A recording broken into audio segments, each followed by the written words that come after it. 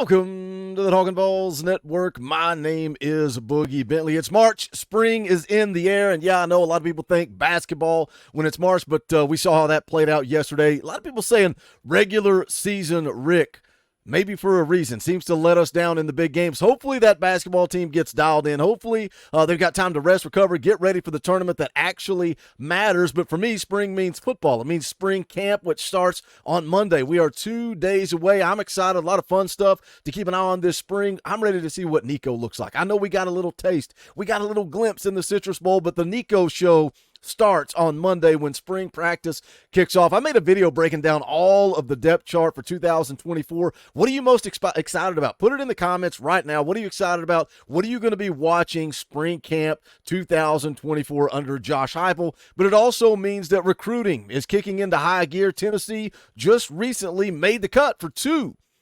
elite prospects, two guys that are ranked inside the top 100 players in the country for the class of 25, according to the On300 industry rankings. Let's take a look at the first one here. Four-star edge rusher Damen Shanklin drops his top 12. You can see the list of schools there across the screen. Tennessee in the mix there. What's he looking for? What is Damen Shanklin looking for in a football team? It says, for me, it's all about feeling like I'm home, feeling like I'm part of the family there. If I'm playing at that school, I want to play in an amazing atmosphere and play football and be me. Now, we talked yesterday about Nick Saban.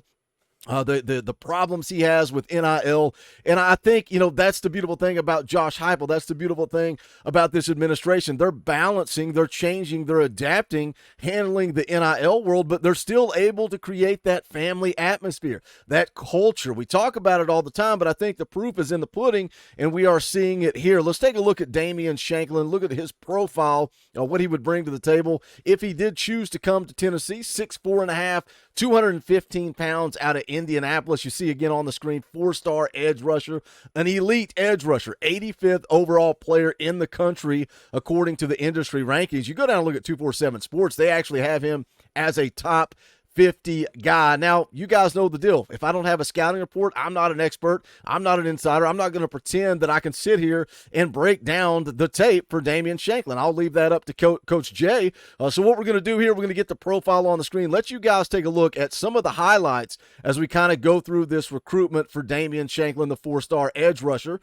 So you take a look at his highlights here. What do? I go and look at the offer list. Notre Dame, Texas, Michigan, Ohio State, LSU, Oregon, Miami, Texas A&M, Wisconsin, USC, Washington. So again, an elite list of offers ranked inside the top 100. I think that tells you all you need to know about Damen Shanklin. I'm sure those scouting reports will start to roll out. Now, he's got some unofficial visits scheduled. He actually just wrapped up an unofficial on March the 7th with Ohio State, actually received a scholarship offer on that date. He's got an unofficial scheduled with Michigan on the 24th, LSU on April the 20th. He's also working to line up a visit to Notre Dame for spring practice. Official visit scheduled. And you may be saying, Boogie, why are you talking about this guy? He's not even mentioned for a spring visit. Well, what's more important, unofficial or official? Hopefully he does make it on campus this spring, but if not, he's already locked up an official visit to Tennessee on June the 14th. He'll be at Notre Dame on the 7th, Tennessee on the 14th, Texas on the 21st. Also may add official visits to Michigan and Oregon. He was asked who's recruiting him the hardest. 247 Sports asked him that question. He said, I would say Notre Dame, Tennessee, and Michigan. He goes on to say Texas is starting to a lot. Purdue has always been in contact, stuff like that. They're always in consideration. Now, Tennessee offered him last year on November the 6th. He was in town just a couple of weeks later for that UGA game. And, everybody talks about the atmosphere of that game. Yes, Tennessee lost. And the quote here says they were losing in that game, but the fans still stayed. They showed support. The atmosphere was amazing. It is a great school to go to. And, when we talk about that, when we talk about that Georgia game, remember who else was there? George McIntyre was there. David Sanders was there. There was a lot of elite talent there. Did that bother George McIntyre? I mean, he said after the visit, I get it, it's Georgia. Tennessee lost, but you still love the atmosphere. You still love the coaching staff. You still see that potential, and that's why we talk about 2024 being so crucial, so important, trying to turn the corner, try to take that next step. What Josh Heupel has done in 3 seasons has been amazing. I mean, the 11-win season in 2022, you took a step back in 2023, but you can see the writing on the wall. You can see the potential for this 2024 season on the field and then also off the field in the class of 2025. Tennessee targeting some elite prospects. Damen Shanklin, 4-star edge rusher, one of those guys. Can they get him on campus this spring? We'll see, but they've got the official locked in. It's early in the process, but that's a prospect worth talking about. We're going to take a look at another elite prospect, again, also graded in the top 100 players in the country. Before we do that, I need you guys to smash the thumbs up just below the video. Quick, free, easy, helps the channel. I would appreciate it. Also, if you're new to the Talkin VAWLS Network, welcome. We're not experts here. We're not insiders. We're not media. This channel is built on the backs of fans. This channel is for the fans, by the fans. If you like what we do, make sure you subscribe. Click the bell for notifications. You're not going to miss out when we go live or when we drop a video. Like I said, spring camp kicks off on Monday. So what we're going to do is a fan call-in show on Sunday night, 7 p.m. Eastern time. You, the audience, gets to come on and drive the show. We're going to talk about whatever you guys want to talk about.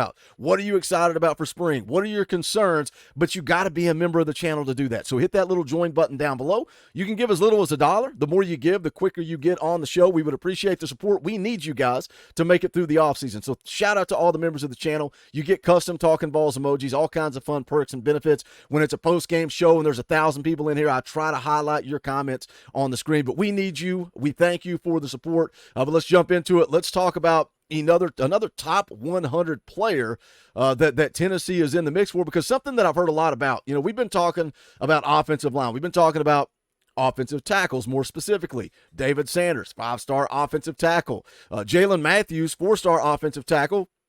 He's a guy that, VolQuest acts like Tennessee is in a really good spot for. Can you land Jalen Matthews and David Sanders both? Maybe. I think you get 2 or 3 of those elite offensive tackles. Let's call it a day and let's roll. You've also got Josh Petty, 4-star in the mix. Juan Gaston, another 4-star in the mix. Andrew Babalola, a 5-star offensive tackle in the mix. But the question is, Boogie, what about interior? We got to have somebody on the interior. Well, here's a top 100 player, Dontrell Glover. Again, one of the top offensive linemen in the country, dropped his top 9 earlier this month. And you can see, once again, Tennessee 100% in the mix there. You can see some other SEC schools in there: Missouri, Georgia, Auburn, Florida State, Miami, Kentucky, Arkansas, and Georgia Tech. But this is the guy that decommitted from Alabama back due to the coaching change. Matt Ray of VolQuest says Georgia is a real factor in this thing, but Tennessee also in the mix, as well as Florida State and Auburn. So let's take a look at his profile. Let's see where he ranks in the, according to the On3 industry rankings. Let me get it up on the screen here. 4-star interior offensive lineman, 6'4", 310 pounds, out of Georgia. You can see there's 16th ranked interior offensive lineman, a top 300 guy, the On300 rankings. Dontrell Glover right up there in the mix. And once again, I don't have a scouting report. I'm not going to pretend to fake it. I'm not going to pretend like I can sit here and tell you what he does well. So we're going to go take a look at his highlights. I want you guys to put in the comments, what do you think of the rankings? What do you think of the highlights from Damen Shanklin and then also Dontrell Glover as well? We'll get his highlights there rolling on the screen. Now, what Glover plans to do, plans to take some spring visits. He's going to start taking official visits the last week of May, leading up to a decision on July 1st. Now, when we talk about interior offensive linemen, he can play guard. He can play center. Tennessee's giving him the option of where he wants to play. Now, Dontrell campus expected to be on campus sooner rather than later. I mentioned those spring visits he's going to take before starting those officials at the end of May. VolQuest says he could be here likely the first week of April to take in a spring practice or maybe a scrimmage. Now, this will be his first time on campus.